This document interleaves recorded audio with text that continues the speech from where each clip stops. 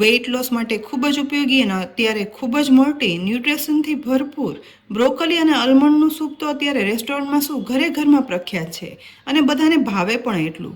હમણાં મેં બ્રોકોલીમાં એક અલગ જ સામગ્રી ઉમેરી એકદમ સહેલી રીતથી એક અલગ જ પ્રકારનું સૂપ બનાવ્યું. ઠંડીમાં આ સૂપ પીને તો મને લગ્ન પ્રસંગમાં મળતા સ્વાદિષ્ટ સૂપની યાદ આવી ગઈ. તો આજે માર્કેટમાં મને બ્રોકોલી આવી સરસ લીલી છમ મળી છે. સાથે જ મળ્યા ફોલવાના લીલા વાલ. આખી તુવેરની જેમ જ અત્યારે ફોલવાના લીલા વાળ પણ માર્કેટમાં એટલા સરસ મળે છે, જેને ફોલતા આ રીતે અંદરથી લીલા વાળ નીકળશે.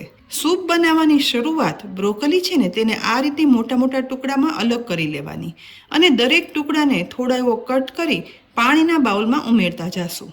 આ રીતે પાણીમાં ઉમેરવાથી બ્રોકોલીની અંદર ફ્લાવરની જેમ જો જીવાત હોય ને કે કચરો હોય ને તો તે પાણીમાં અંદર સુધીથી જઈ અને નીકળી જશે.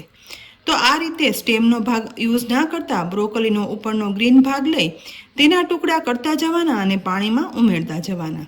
અહીં 250 ગ્રામ બ્રોકોલીમાંથી મેં અડધી બ્રોકોલીના મોટા ટુકડા અને પછી નાના ટુકડા કરી પાણીમાં ઉમેરી દીધા.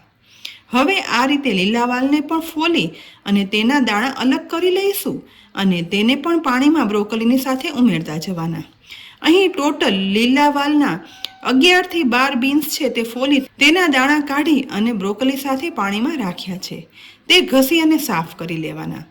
એ પછી સોસપેનમાં ગરમ થતા 2 ગ્લાસ પાણીની અંદર આ સાફ કરેલા બ્રોકોલી અને લીલા વાલ છે ને તે ઉમેરી દેવાના છે.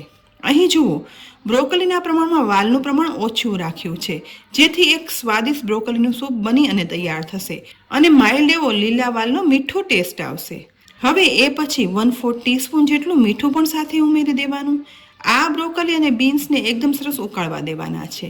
કુકરમાં બાફવાના બદલે આ રીતે પાણીમાં છૂટા સ્ટીમ કરવાથી બ્રોકોલીનો નેચરલ ગ્રીન કલર છે ને તે એવો સરસ જળવાઈ રહેશે અને મીઠાશ પણ જળવાઈ રહેશે, જેથી બનતું સૂપ છે ને તે નેચરલ મીઠાશ સાથે એકદમ ગ્રીન કલરનું બને છે.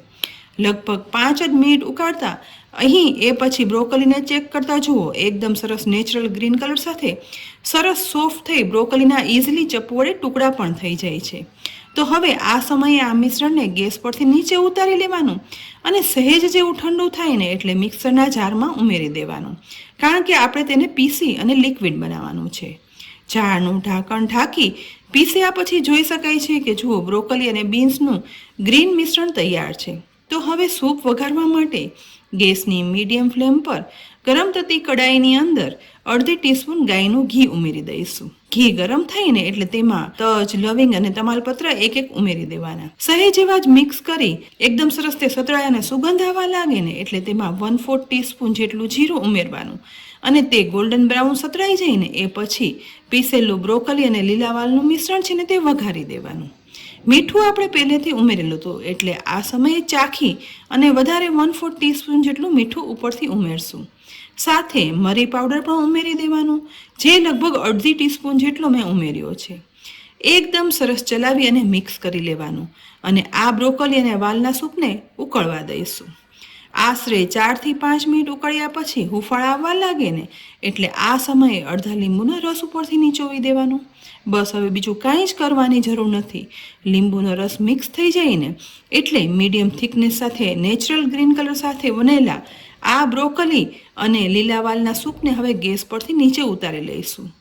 ઓરિજિનલ ગ્રીન કલર સાથે બનતું આ બ્રોકોલી અને બીન્સનું સૂપ બની અને તૈયાર થઈ ગયું છે.